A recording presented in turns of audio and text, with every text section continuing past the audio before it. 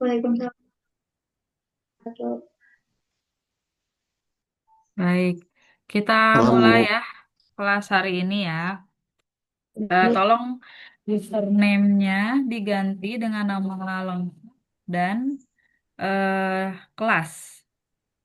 Jadi nama lengkap underscore kelas. Silahkan ganti ya. Untuk mempermudah identifikasi dalam mengisi absen web. Oke, hari ini kita masuk ke step to web yang kedua ya. To web yang kedua. Dan akan membahas seputar akuntansi perusahaan dagang dan membahas tugas dua juga. Oke, langsung saja ya, izin share screen.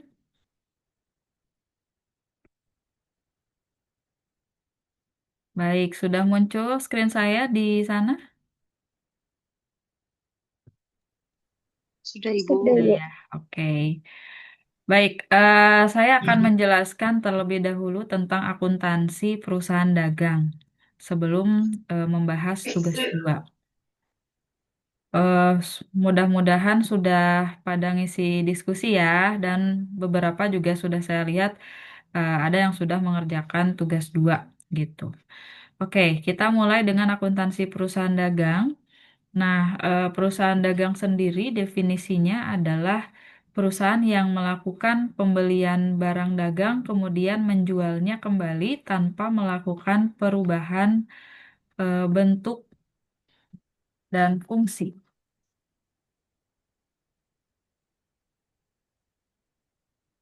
Tanpa melakukan perubahan bentuk dan fungsi. Nah, ini sudah kata kunci dari perusahaan dagang ya. Jadi kalau misalkan membeli barang, tapi kemudian dijual dalam bentuk yang berbeda, nah ini namanya bukan perusahaan dagang, tapi perusahaan manufaktur. Misal, kalau kita beli eh, apa ya, terigu, mungkin kemudian tahu gitu ya, kita buat tahu isi, kemudian kita jual dalam bentuk tahu isi. Nah, ini sudah bukan lagi merupakan perusahaan dagang, tapi ini adalah perusahaan manufaktur atau pabrikan karena terjadi perubahan bentuk yang tadinya terigu, tahu, dan lain sebagainya menjadi tahu isi, seperti itu. Nah, kalau perusahaan dagang, jadi ketika kita beli terigu, maka dijual kembali dalam bentuk terigu. Itu baru namanya perusahaan dagang. Contohnya apa yang ada di sekeliling kita banyak ya, ada retail, ada warung-warung kelontong, nah itu juga masuk ke perusahaan dagang. Selanjutnya, terkait karakter perusahaan dagang, kita bisa lihat dari kegiatan usaha dan pendapatan utamanya. Kegiatan usaha perusahaan dagang itu membeli dan menjual barang tanpa mengubah bentuk dan fungsi barang. Itu. Kemudian penghasilan utamanya adalah selisih antara penjualan dengan pembelian atau harga pokok penjualan. Jadi eh, pendapatan utama itu adalah laba atau rugi penjualan. Itu ya. Nah, dalam perusahaan dagang, siklus akuntansi seperti biasa juga akan diterapkan ya. Hanya saja dalam perusahaan dagang yang berbeda adalah di sesi jurnalnya. Nah, dalam sesi jurnal, jika perusahaan jasa kemarin menggunakan jurnal umum, maka di perusahaan dagang yang digunakan adalah jurnal khusus. Gitu. Nah, jurnal khusus juga merupakan bahasan dalam tugas dua ya.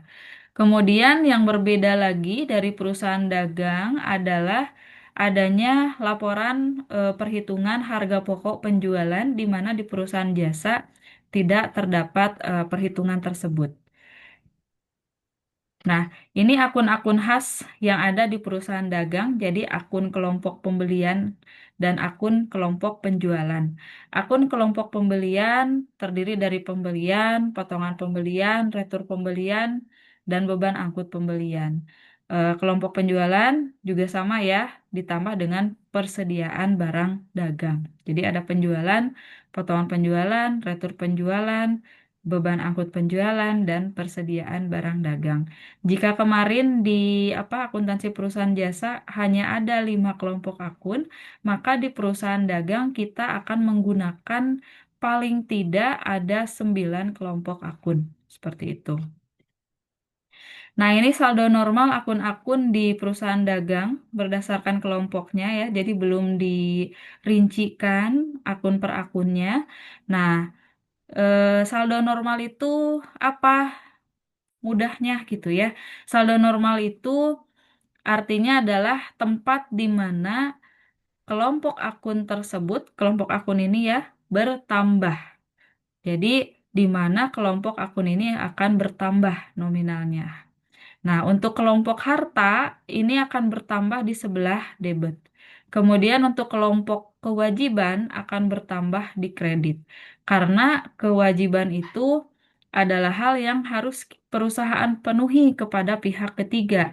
Sehingga ketika terjadi kewajiban, maka dia akan bertambah di sebelah kredit. Kemudian ada modal atau equity. Equity juga bertambahnya di sebelah kredit. Nah, ini berhubungan dengan konsep entitas yang berlaku dalam akuntansi ya. Jadi konsep entitas itu adalah pemisahan pengelolaan keuangan antara keuangan pribadi dengan keuangan perusahaan. Jadi ketika kita memiliki bisnis, kita memiliki usaha, maka ketika kita menginvestasikan uang kita ke dalam usaha tersebut, seharusnya oleh perusahaan tersebut tidak diakui sebagai harta, tapi sebagai modal. Dan modal ini wajib dikembalikan ketika perusahaan mengalami kerugian atau mungkin gulung tikar nanti modalnya harus dikembalikan. Jadi makanya modal itu bertambah di sebelah kredit karena dianggap sebagai kewajiban bagi perusahaan kepada investor gitu ya. Kemudian ada drawing atau bahasa Indonesianya prive atau pengambilan pribadi. Nah, prive ini bertambah di sebelah debit karena dianggap dapat mengurangi jumlah modal gitu. Selanjutnya ada pendapatan atau revenue. Nah, pendapatan juga bertambah di sebelah kredit karena ketika kita memperoleh pendapatan, maka ada sesuatu yang harus dikorbankan oleh perusahaan sehingga bertambahnya disimpannya di sebelah kredit. Kemudian ada expense atau beban, ini bertambahnya di debit. Nah, orang kebanyakan berpikir kalau beban itu seharusnya bertambahnya di kredit gitu ya. Di akuntansi beban itu bertambahnya di debit. Kenapa? Karena konsepnya kalau di akuntansi segala sesuatu yang telah kita nikmati itu harus dianggap sebagai beban.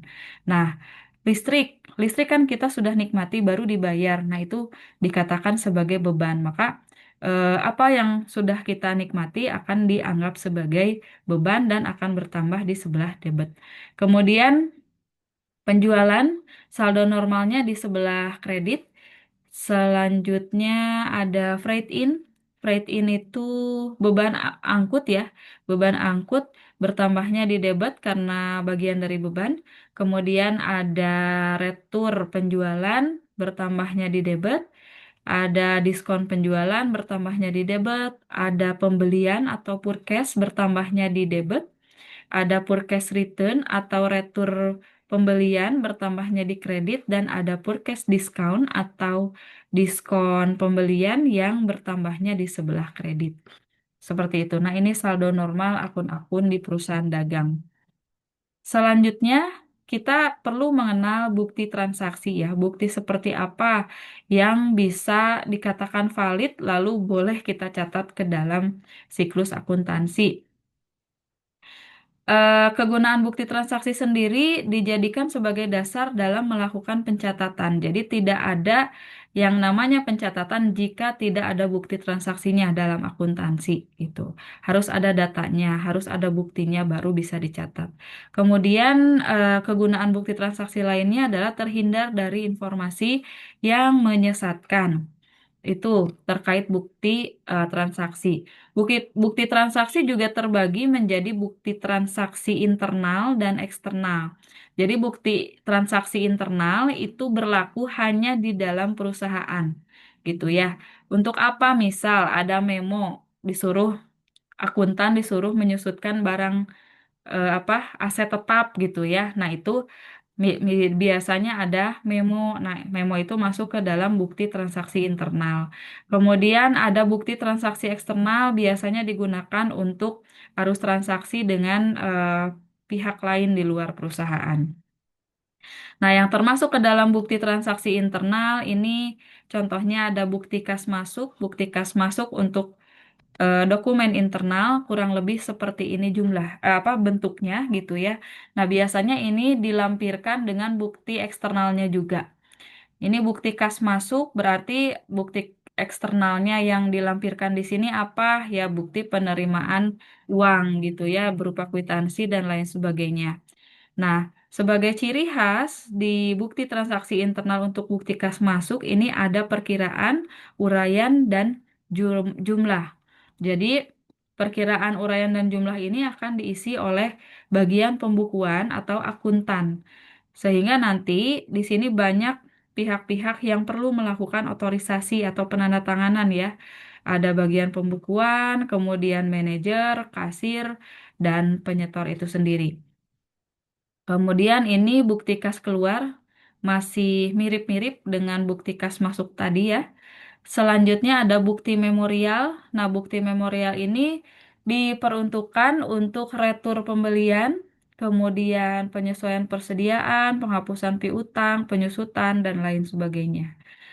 Nah, kalau bukti transaksi eksternal ini ada faktur. Jadi faktur itu adalah bukti transaksi untuk penjualan atau pembelian yang dilakukan secara kredit gitu ya. Faktur yang valid untuk dicatat yang seperti apa? Harus ada nama perusahaan dan alamat lengkap, kemudian judul fakturnya, kemudian ada apa detail barangnya, nomor faktur, tanggal faktur, kemudian ada otoritas di sini ya, otorisasi harus ditanda tangan. Nah, baru bisa dicatat ke dalam pembukuan. Kemudian ada nota kontan, ini untuk transaksi yang dilakukan secara tunai gitu. Biasanya bukti transaksinya adalah nota kontan. Dan ini kwitansi, ini yang paling sering kita gunakan. Ini sebetulnya kwitansi yang kita bisa beli dimanapun gitu ya. Lalu bagaimana supaya si kwitansi ini bisa dianggap valid sebagai bukti transaksi yang dapat dicatat ke dalam pembukuan gitu. Nah, salah satu cirinya itu ada stempel basah dan harus ada tanda tangan. Jadi dikatakan valid jika kwitansi ini disertai dengan tanda tangan juga cap basah gitu ya atau stempel basah. Nah, kalau tidak ada salah satunya, gimana? Sebisa mungkin keduanya ada tanda tangan dan stempel basah gitu, supaya lebih valid data yang kita masukkan ke dalam jurnal. Selanjutnya ada nota kredit, ini untuk retur penjualan, jadi pakainya nota kredit, dan nota debit ini untuk transaksi retur pembelian. Ada juga untuk transaksi tunai, kita bisa gunakan cek sebagai bukti transaksi eksternal. Biliet giro, dan ada faktur pajak untuk pembayaran pajak gitu ya. Nah, di dalam akuntansi perusahaan dagang terdapat sesuatu yang khas. Nah, ini yang khasnya ya. Jadi kalau di perusahaan jasa kemarin kita tidak menemukan yang namanya syarat pembayaran gitu. Tapi kalau di perusahaan dagang kita akan menemukan syarat pembayaran. Syarat pembayaran yang paling sering digunakan dalam perusahaan dagang yang ini ya, yang saya blok. Nah, ini seperti simbol-simbol tapi ada maknanya gitu ya. N per 30, saya jelaskan satu-satu. N per 30, N-nya itu eh, berkaitan dengan jumlah hari untuk jatuh tempo.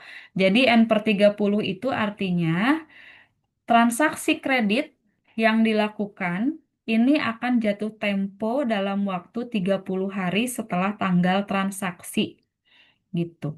Jadi kalau misalkan transaksinya dilaksanakan tanggal 14 Agustus, maka jatuh temponya itu ada di tanggal 14 September, 30 hari setelah transaksi. Kemudian yang kedua ada 2 per 10 N per 30. Nah, 2 dan 10-nya ini boleh diganti-ganti sesuai dengan kebijakan perusahaan. Angka 2 di sini menunjukkan persentase diskon, sementara angka 10 ini menunjukkan syarat untuk memperoleh diskon tersebut gitu ya. Berapa hari yang disyaratkan supaya dapat diskon tadi gitu ya. Nah, kalau ini kan kebijakannya 2 per 10 N per 30. Artinya apa? 2 per 10 itu artinya eh, pembeli atau yang membeli ya. Pembeli akan mendapatkan potongan 2% jika melakukan pembayaran tunai kurang dari 10 hari setelah transaksi. Jadi syarat pembayaran ini muncul untuk transaksi-transaksi kredit. Perlu diperhatikan itu ya. Nah, saya ulangi 2 per 10 itu artinya akan memperoleh potongan 2% jika melakukan pembayaran kurang dari 10 hari setelah transaksi. Tuh, kalau misalkan tadi transaksinya tanggal 14 Agustus, maka kalau kita membayar di tanggal misalkan tanggal 20 Agustus, maka dapat diskon 2%. Tapi kalau lebih dari 10 hari setelah transaksi, maka tidak memperoleh diskon. Nah, lalu N per 30-nya apa? N per 30-nya ini menunjukkan jatuh tempo dari transaksi kredit tersebut. Jadi kalau dibaca secara lengkap, 2 per 10 N per 30 itu artinya adalah akan memperoleh diskon 2% jika membayar kurang dari 10 hari setelah transaksi dan jatuh tempo transaksi tersebut adalah 30 hari. Gitu. Kemudian ada IOM atau end of month, ya, akhir bulan. Kalau EOM ini artinya transaksi kredit akan berakhir jatuh temponya itu di tanggal akhir bulan.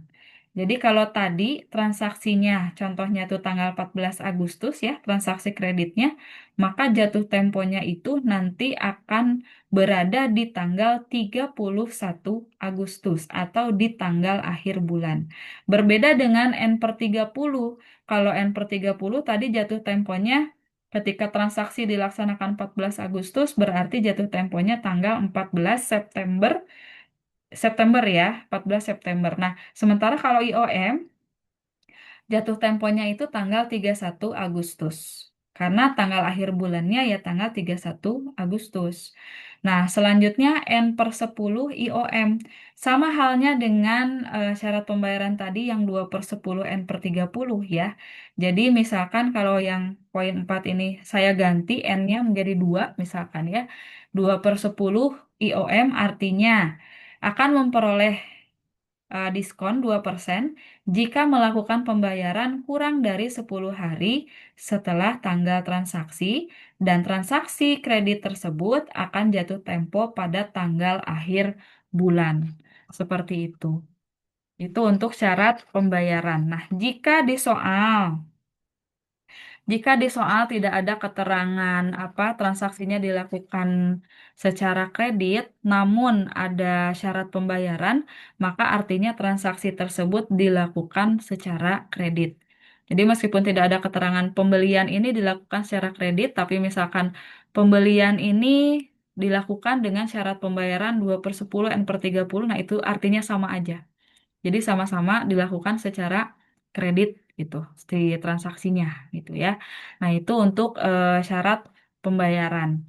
Selanjutnya, sistem pencatatan dalam perusahaan dagang ini kita mengenal ada sistem periodik dan sistem perpetual. Jadi sistem periodik ini di setiap transaksinya tidak perlu melakukan pencatatan yang berkaitan dengan harga pokok penjualan dan persediaan barang dagang. Sementara kalau di sistem perpetual, ketika kita melakukan pencatatan penjualan, maka juga harus disertai dengan pencatatan harga pokok penjualan dan persediaan gitu. Jadi kalau di sistem periodik pada akhir periode atau akhir bulan kita memerlukan jurnal penyesuaian. Sementara di sistem perpetual kelebihannya itu adalah kita bisa melihat laba atau rugi dari setiap transaksi penjualan yang dilakukan. Gitu. Selanjutnya, nah ini ada jurnal khusus ya. Kalau di perusahaan dagang kita akan menggunakan jurnal khusus. Sementara yang sudah teman-teman kenali kemarin mungkin adalah jurnal umum gitu ya. Jurnal khusus dan jurnal umum tentu berbeda gitu. Kalau jurnal umum digunakannya itu untuk mencatat semua jenis transaksi. Jadi di sana teman-teman harus menentukan akun apa saja di debit atau di kredit seperti itu ya. Nah, kalau di jurnal khusus digunakan untuk mencatat transaksi sejenis yang sering terjadi. Jadi jurnal khusus itu secara standar ada 4, tapi kalau misalkan perusahaan sering melakukan suatu transaksi, maka boleh dibuatkan jurnal khususnya. Jadi tidak kaku harus 4 gitu, bisa 5, bisa 8 mungkin tergantung pada kebutuhan. Nah, selanjutnya jurnal umum itu bentuknya adalah buku harian dengan 2 lajur, hanya ada lajur debit dan kredit gitu ya. Sementara jurnal khusus itu bentuk buku harian dengan banyak lajur. Jadi setiap debit dan kreditnya itu memiliki lajur-lajur untuk penempatan akun-akun. Nanti kita akan lihat contohnya di belakang gitu ya. Kemudian penulisan nama akun pada waktu membuat ayat jurnal dilakukan setiap transaksi kalau di jurnal umum. Nah, sementara di jurnal khusus kita itu tidak selalu harus mencatat nama akun setiap transaksinya. Enaknya di situ ya. Selanjutnya, posting di jurnal umum dilakukan untuk tiap-tiap transaksi, sementara di jurnal khusus, posting itu dilakukan secara efektif dan berkala. Nanti setelah kita buat jurnal khusus, biasanya dibuatkan rekapitulasi jurnal khusus. Nah, dasar untuk melakukan posting ke buku besar adalah rekapitulasi jurnal khususnya. Jadi lebih mudah sebetulnya ya untuk melakukan posting gitu. Selanjutnya, jurnal umum itu bisa dilakukan oleh satu orang. Nah, sementara jurnal khusus perlu dikerjakan oleh banyak orang. Ya, apalagi di retail besar, tidak mungkin kita hanya mempekerjakan satu akuntan untuk memegang seluruh jurnal khusus. Biasanya dibedakan ya. Misal jurnal penjualan dipegang oleh 2 akuntan atau lebih mungkin gitu ya. Nah, itu tergantung pada kebutuhan perusahaan. Nah, ini adalah jenis-jenis jurnal khusus. Jadi, jurnal khusus itu ada jurnal penjualan. Jurnal penjualan itu khusus untuk mencatat penjualan yang dilakukan secara kredit. Ini harus dicatat ya. Pokoknya kalau ada penjualan yang dilakukan secara kredit, berarti dia masuk ke jurnal penjualan. Kemudian ada jurnal pembelian. Jurnal pembelian itu berfungsi mencatat pembelian secara kredit. Lalu ada jurnal penerimaan kas, fungsinya itu mencatat segala jenis transaksi yang berkaitan dengan penerimaan kas. Termasuk di dalamnya adalah penjualan tunai. Jadi kalau penjualan kredit masuk ke jurnal penjualan, kalau penjualan tunai masuk ke jurnal penerimaan kas gitu. Nah, selanjutnya ada jurnal pengeluaran kas yang digunakan untuk mencatat transaksi-transaksi yang berkaitan dengan pengeluaran kas, termasuk di dalamnya pembelian tunai. Jadi kalau pembelian kredit tadi masuk ke jurnal pembelian, nah, kalau penjualan tunai, pembelian ya, pembelian kredit masuknya ke jurnal pembelian, kalau pembelian tunai masuknya ke jurnal pengeluaran kas. Juga di perusahaan dagang kita masih membutuhkan jurnal umum. Nah, jurnal umum itu fungsinya untuk mencatat transaksi yang tidak mungkin kita catat ke dalam 4 jurnal khusus sebelumnya. Salah satunya apa? Retur biasanya kita masukkan ke jurnal umum gitu ya, dan transaksi lain yang tidak mungkin kita catat ke jurnal-jurnal khusus lainnya. Nah, ini bentuk dari jurnal penjualan. Jurnal penjualan itu di debitnya langsung kita isikan akun receivable dan kredit. Kreditnya itu ada sales atau penjualan. Kenapa account receivable? Karena tadi secara fungsi jurnal penjualan itu hanya untuk mencatat transaksi penjualan kredit. Nah, ketika terjadi transaksi penjualan kredit, maka eh, ada piutang dagang bertambah di debit. Maka jurnalnya seperti ini gitu ya, jurnal penjualannya. Selanjutnya ada jurnal pembelian, bentuknya kurang lebih seperti ini. Jadi di debitnya ada other akun itu terpisah kolomnya lagi di bawah ya. Ada nama akun dan nominalnya. Jadi other akun ini boleh diisi oleh akun-akun yang tidak ada atau tidak disetting di jurnal secara khusus gitu. Nah, kemudian ada pembelian atau purchases di debit. Selanjutnya di kredit ada account payable gitu. Nah, ini jurnal penerimaan kas. Jurnal penerimaan kas di debitnya itu ada kas dan diskon penjualan. Dan di kreditnya ada penjualan, piutang dagang, dan akun lainnya. Nanti juga ini sama dibelah dua ya. Diisikan apa nama akun dan nominalnya. Kemudian ada jurnal pengeluaran kas. Jurnal pengeluaran kas itu di debitnya ada other akun, sama ya nanti dibelah dua. Kemudian ada utang dagang, ada pembelian. Di kreditnya ada diskon pembelian dan kas. Gitu. Nah, selanjutnya ada juga buku besar pembantu. Buku besar pembantu itu biasanya yang sering digunakan adalah buku besar pembantu hutang dan piutang. Tuh. Seperti yang sudah saya jelaskan tadi, untuk melakukan posting setelah menyusun jurnal khusus, kita harus menyusun rekapitulasi jurnal khusus. Nah, caranya seperti ini untuk mengisi atau membuat rekapitulasi jurnal khusus. Di sini contohnya ada jurnal pembelian, di debitnya ada pembelian, kemudian ada serba-serbi yang diisi dengan peralatan senilai 250.000. Kemudian di kreditnya ada hutang dagang gitu. Bagaimana cara membuat rekapitulasi jurnal pembelian? Nah, ini ada kode-kode akun ya.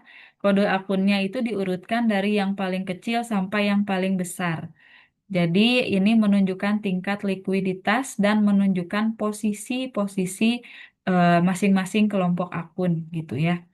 Nah, kalau di sini diawali dengan akun 114 perlengkapan ya, karena di sini ada perlengkapan pembelian, perlengkapannya kosong ya, nggak ada isinya. Kemudian ada peralatan. Nah, peralatan di sini ada di sebelah debit 250, maka kita pindahkan ke sisi debit 250.000. Kemudian hutang dagang ada di sebelah kredit, kita pindahkan juga jumlahnya 21.450.000 di kolom kredit. Kemudian ada pembelian. Nah, pembelian kita masukkan di sebelah debit 21.200.000. Jadi totalnya debit dan kredit ini harus balance gitu ya. Baru dari sini kita akan buatkan eh, buku besar ya.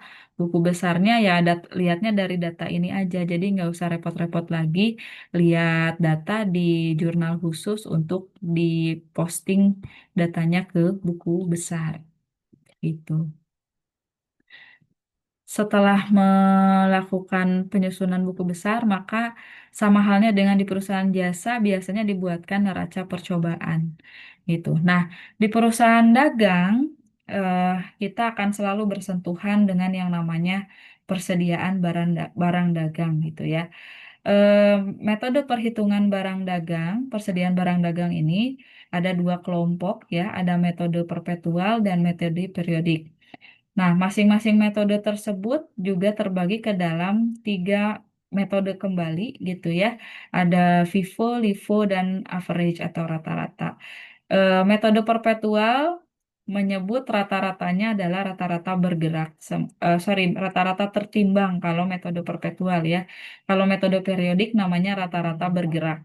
Nah, FIFO atau first in first out masuk pertama, keluar pertama ya. LIFO, last in first out, masuk terakhir keluar pertama. Nah, pada prakteknya metode LIFO ini sudah tidak boleh digunakan karena menimbulkan kerugian seperti itu. Namun di pembelajaran masih tetap diberikan gitu ya untuk hanya dipelajari. Nah, ini kalau kita melakukan perhitungan persediaan dengan metode perpetual, maka kita harus membuat kartu persediaan. Nah, kartu persediaan itu kurang lebih bentuknya seperti ini. Jadi ada tanggal, ada keterangan, in, masuk ya, keluar, dan jumlah. Masuk ada quantity atau kuantitas, ada price atau harga, dan jumlah. Gitu. Nah, ketika kita melakukan metode perhitungan dengan FIFO, maka ketika ada persediaan kita catat di jumlahnya, ketika ada pembelian juga kita catatnya seperti ini. Jadi kita catat yang persediaannya dulu, baru yang pembelian. Kemudian ketika terjadi penjualan, kan tadi prinsipnya masuk pertama, keluar pertama, maka kita keluarkan dulu barang yang ini. Misalkan di sini ada penjualan 120 unit barang gitu ya. Maka kita keluarkan dulu yang 100 dengan harga 10 ini, kemudian sisanya yang 20 kita ambil dari stok yang 50 dengan harga 20 rupiah per unit gitu. Ini kalau Vivo. Nah, kalau Livo sebaliknya, karena last in kan, yang masuk pertama nanti keluar, yang masuk terakhir keluar pertama gitu. Nah, ini kita ambil ketika terjadi penjualan yang 120 unit tadi, maka kita ambil dari stok yang terakhir masuk dulu, yaitu yang 50 unit dengan harga 20 rupiah per unit. Nah, ini kita keluarkan dulu yang ini, kemudian sisanya 70 kita ambil dari stok yang harganya 10 rupiah. Itu kalau LIFO.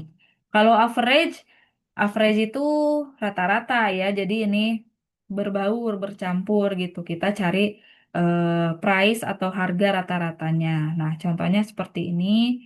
Ketika terjadi pembelian 50 unit dengan harga 20 per unit, maka kita cari dulu jumlahnya berapa totalnya ya. Di sini totalnya 2 juta, 2 juta maaf, 2.000 ya. 2.000 dibagi total Q-nya ada 150, maka harga persatuannya adalah 13 rupiah. Kemudian ketika terjadi penjualan, maka ya kurang lebih dicatat seperti ini. Q-nya berkurang 120, harganya 13 rupiah, dan jumlahnya 1.560. Sehingga sisanya adalah 30 unit dengan harga 13, totalnya 440 rupiah.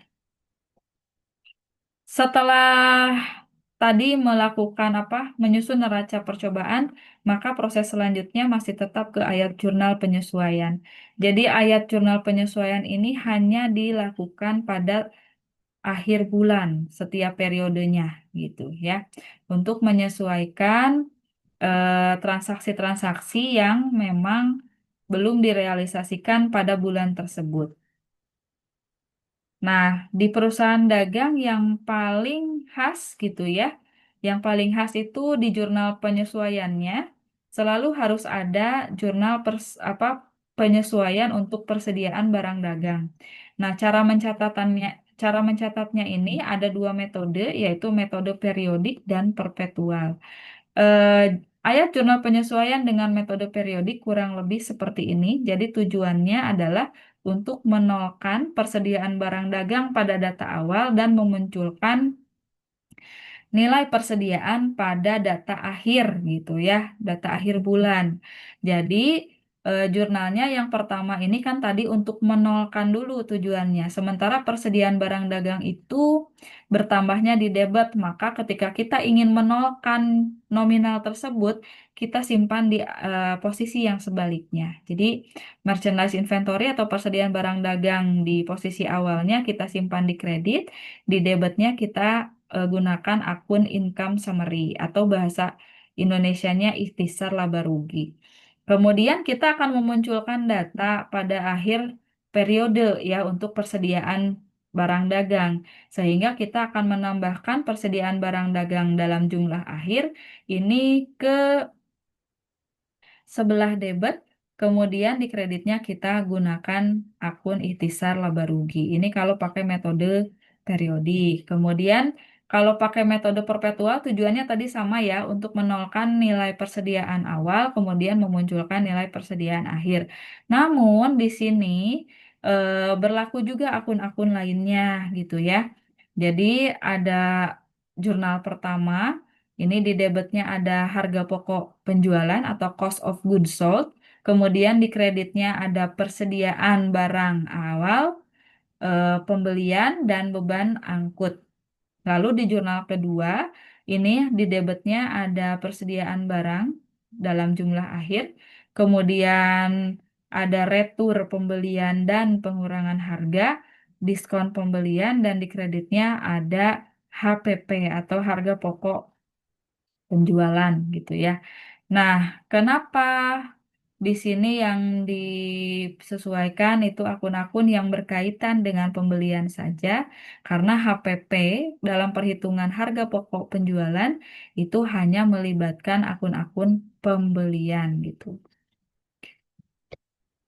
Nah, selanjutnya setelah buat penyesuaian masih sama ya, kita membuat neraca lajur gitu. Neraca lajur kemarin sudah ditugaskan di tugas 1. Saya tidak perlu bahas lebih panjang lagi. Kemudian di laporan keuangan perusahaan dagang sebetulnya laporan keuangan itu sama saja gitu ya. Hanya ada sedikit-sedikit yang berbeda. Nah, di perusahaan dagang yang paling khas adalah ada laporan perhitungan HPP atau harga pokok penjualan. Nah, rumus bakunya seperti ini. Saya rasa teman-teman juga sudah tahu ya rumusnya karena ketika saya cek di tugas-tugasnya rata-rata sudah paham terkait rumus ini. Jadi kita di sini ada apa? Persediaan barang dagang awal ini ditambahkan dengan pembelian bersih yang nanti akan menghasilkan barang tersedia untuk dijual, kemudian barang tersedia untuk dijual dikurangi em, persediaan barang dagang pada akhir periode gitu ya. Lalu memunculkan HPP atau harga pokok penjualan. Nah, selanjutnya ada laba rugi. Laba rugi di perusahaan dagang juga lebih khas ya dibandingkan dengan perusahaan jasa. Jadi kalau di perusahaan jasa pendapatannya itu bentuknya adalah pendapatan jasa, servis, dan lain sebagainya. Tapi kalau di perusahaan dagang, pendapatannya itu adalah penjualan bersih. Penjualan bersih ditemukan rumusnya dengan cara penjualan dikurangi diskon penjualan dan dikurangi retur penjualan, maka akan menghasilkan penjualan bersih. Penjualan bersih ini kemudian akan dikurangkan dulu dengan harga pokok penjualan sehingga menghasilkan laba kotor. Nah, laba kotor kemudian dikurangi oleh beban-beban operasional sehingga akan menghasilkan laba usaha gitu ya, laba atau rugi usaha. Nah, itu sedikit perbedaan antara perusahaan dagang dengan perusahaan jasa. Untuk capital statement sama saja bentuknya dengan perusahaan jasa, kemudian laporan posisi keuangan pun masih sama dengan perusahaan jasa bentuknya ya.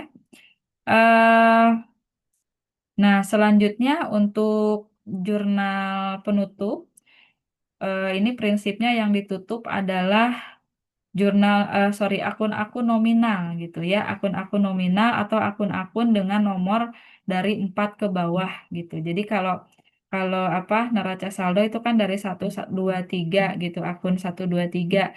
Nah, kalau apa jurnal penutup itu khusus akun 4, 5, 6, 7 dan seterusnya gitu. Ini yang ditutup. Jadi kalau misalkan saldo normalnya di debit tadi di jurnal penutup akan disimpan di posisi sebaliknya.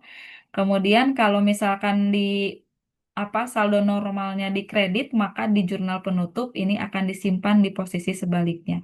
Jurnal penutup ini juga berfungsi untuk mengakui laba atau rugi usaha apakah menambah modal atau mengurangi modal, begitu juga dengan pengambilan preferred gitu ya, akan direalisasikan di jurnal penutup ini.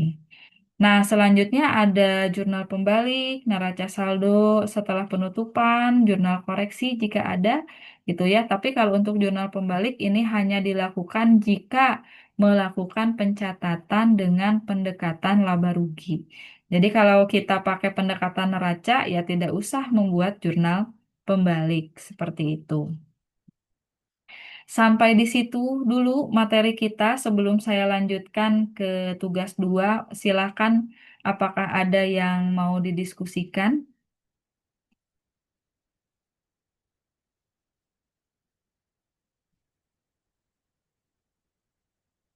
Ada yang mau didiskusikan, tidak?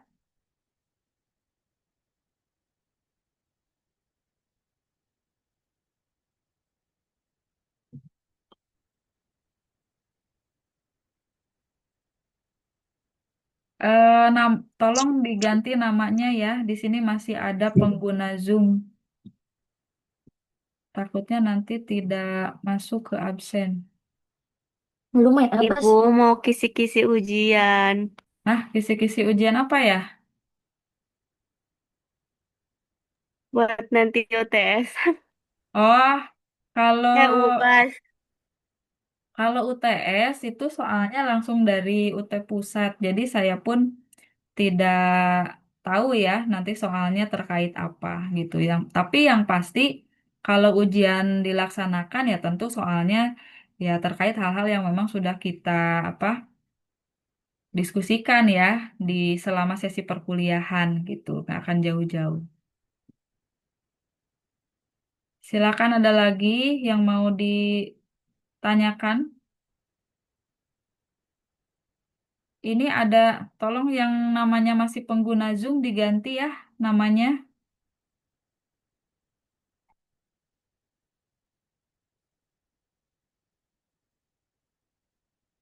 Ada yang mau didiskusikan tidak?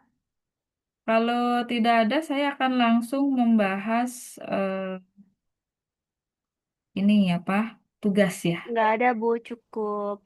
Oke, mana ya ini pengguna Zoom?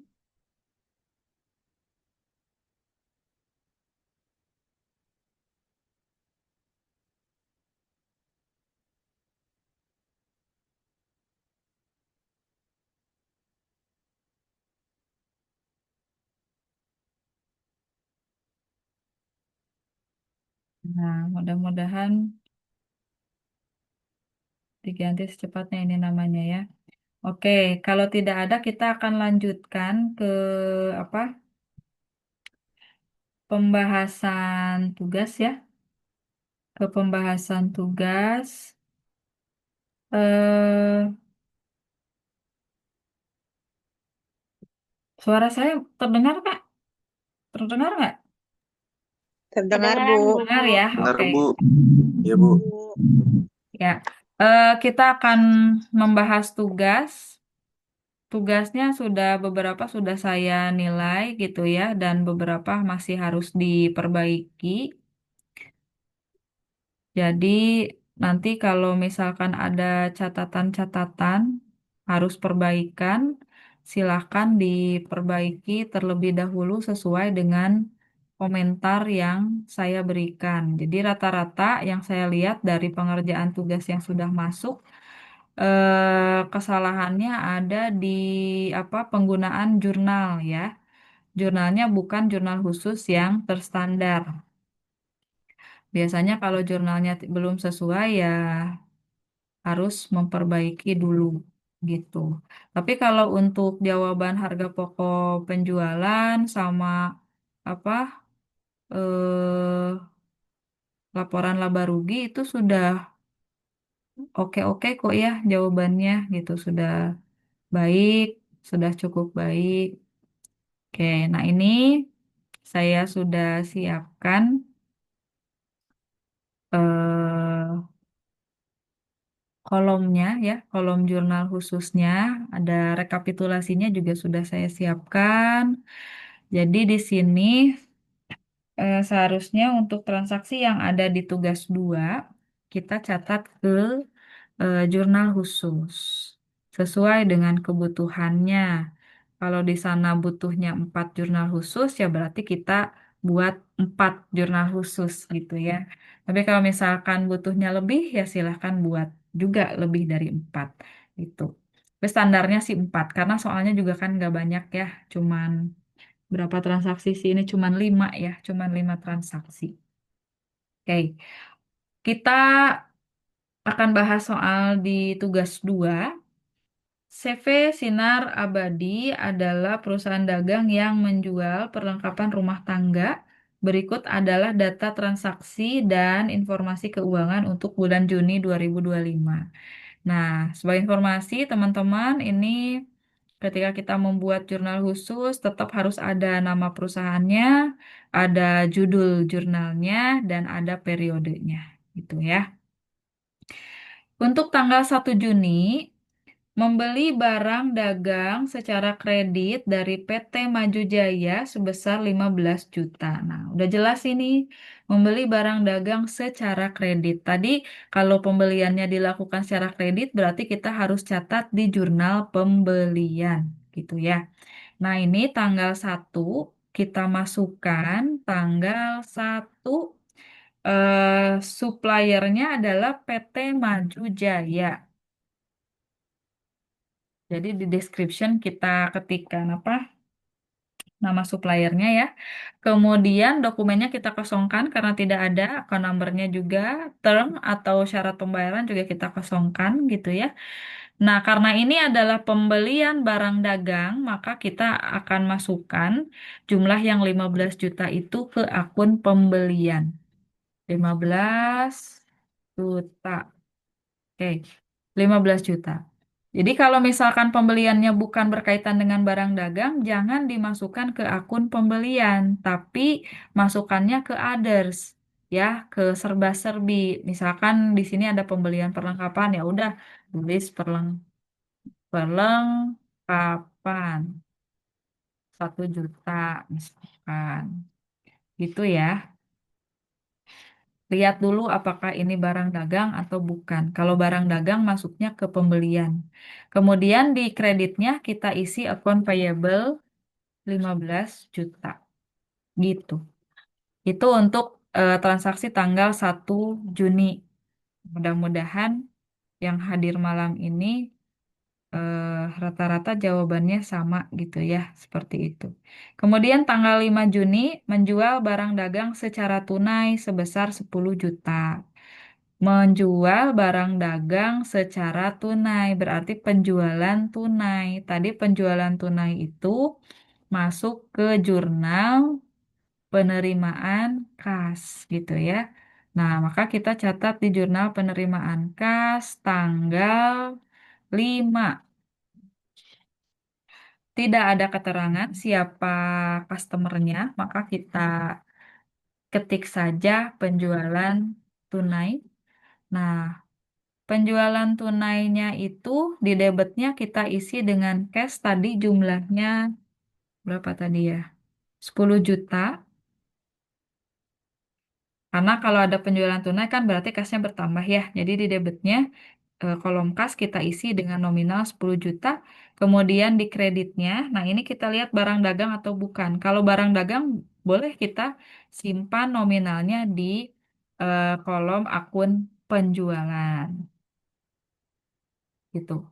Kalau penjualannya bukan barang dagang ya berarti masuk ke others gitu ya. Oke. Terus tanggal 10 Juni membayar utang kepada PT Maju Jaya sebesar 15 juta. Membayar hutang artinya ada pengeluaran uang gitu ya untuk membayar hutang. Nah, maka transaksi ini akan kita masukkan ke pengeluaran kas. Kita masukkan tanggal 10 Juni. Kemudian vendornya kita isi dengan Maju Jaya. Nah, jumlah hutangnya tadi yang dibayarkan adalah 15 juta. Maka di kolom debit kita pilih akun eh, utang dagang atau akun payable jumlahnya 15 juta. Sementara di kreditnya kita isi kasnya 15 juta. Karena kan kasnya berkurang, maka di kredit ya kita isikan kolom kas gitu. Selanjutnya tanggal 15 Juni menjual barang dagang secara kredit kepada toko sejahtera. Menjual barang secara kredit artinya penjualan tunai, berarti masuknya ke jurnal penjualan. Tanggalnya tanggal 15. Customernya itu toko sejahtera gitu ya, toko sejahtera. Kemudian di debit kita isi tadi jumlahnya 12 juta dan di kreditnya karena ini penjualan barang dagang maka kita isikan akun penjualan atau sales ya 12 juta.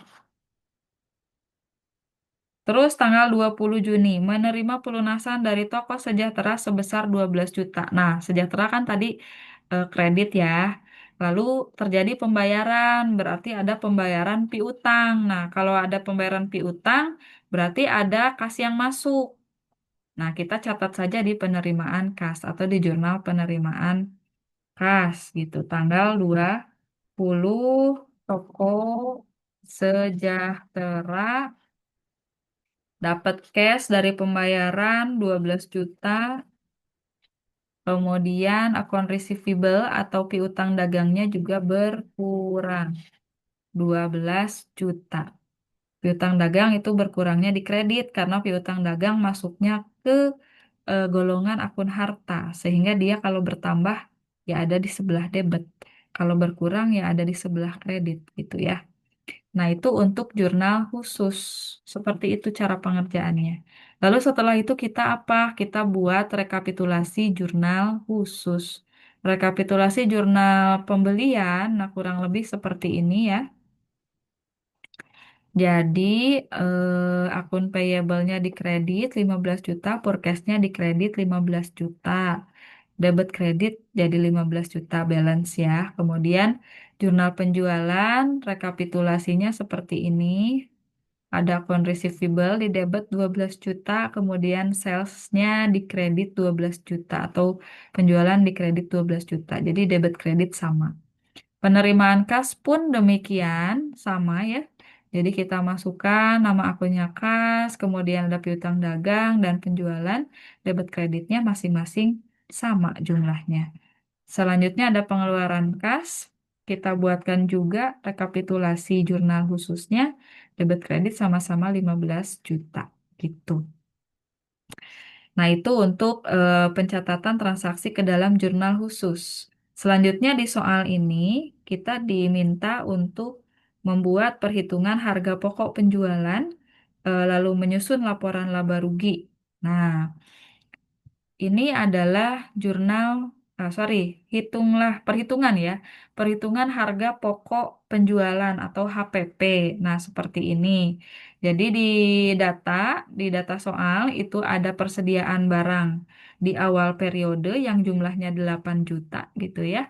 Kemudian ada pembelian ditambah dengan beban angkutnya 15.300 dikurangi retur pembelian dan diskon pembelian. Diskon pembelian. Nah, hasilnya adalah pembelian bersihnya 13.800 ditambahkan dengan persediaan barang dagang di awal menghasilkan barang yang tersedia untuk dijual sebesar 21.800.000. Kemudian dikurangi dengan eh, persediaan barang dagang akhir. Nah, ini 6 juta di data ya, 6 juta. Sehingga kita dapat harga pokok penjualannya sebesar 15.800. Ini rata-rata benar nih ya jawabannya kalau yang ini. Kemudian ada laporan laba rugi. Eh, Pendapatannya berupa penjualan dikurangi retur dan diskon ya, diskon penjualan, maka menghasilkan penjualan bersih dikurangi HPP atau harga pokok penjualan, menghasilkan laba kotor, kemudian dikurangkan dengan beban-beban, dan menghasilkan labanya 700.000. Ini juga rata-rata betul gitu ya. Pertanyaan terakhir, jelaskan laporan keuangan bagi perusahaan dagang. Nah, bagi perusahaan dagang, laporan keuangan ini sangat penting. Ya, sangat penting bisa untuk apa? Memberikan eh, masukan kepada manajemen dalam menentukan target penjualan ke depan gitu ya.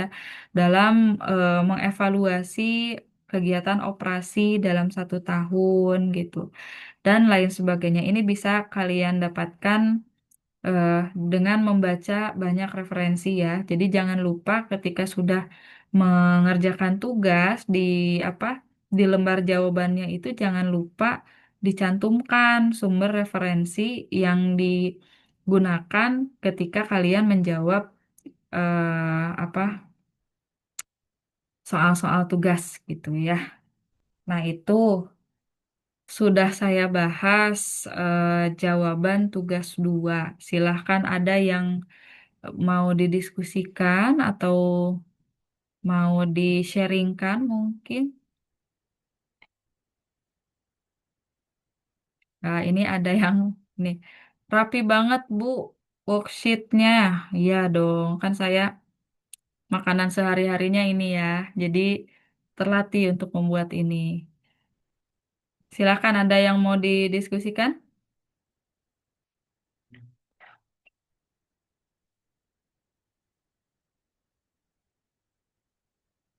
Halo, tidak ada?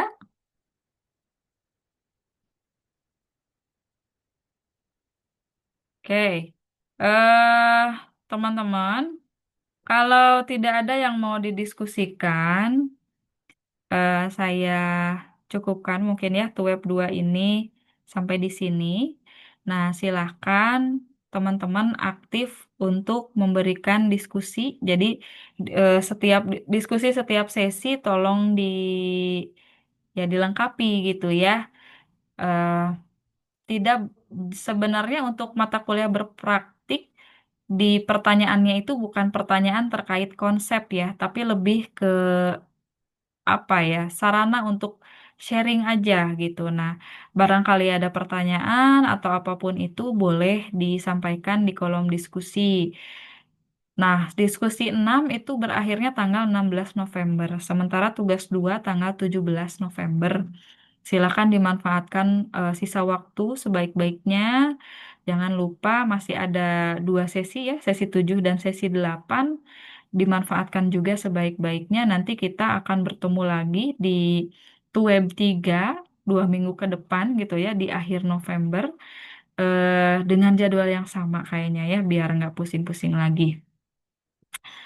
Oke, sekali lagi saya tanya, apakah ada yang mau didiskusikan? Cukup sepertinya, Bu. Cukup ya, oke. Kalau cukup, sekian dulu dari saya. Terima kasih banyak teman-teman. Sampai ketemu di sesi-sesi berikutnya. Assalamualaikum, selamat malam. Waalaikumsalam, Bu. Terima Terima kasih. kasih, Bu. Ya.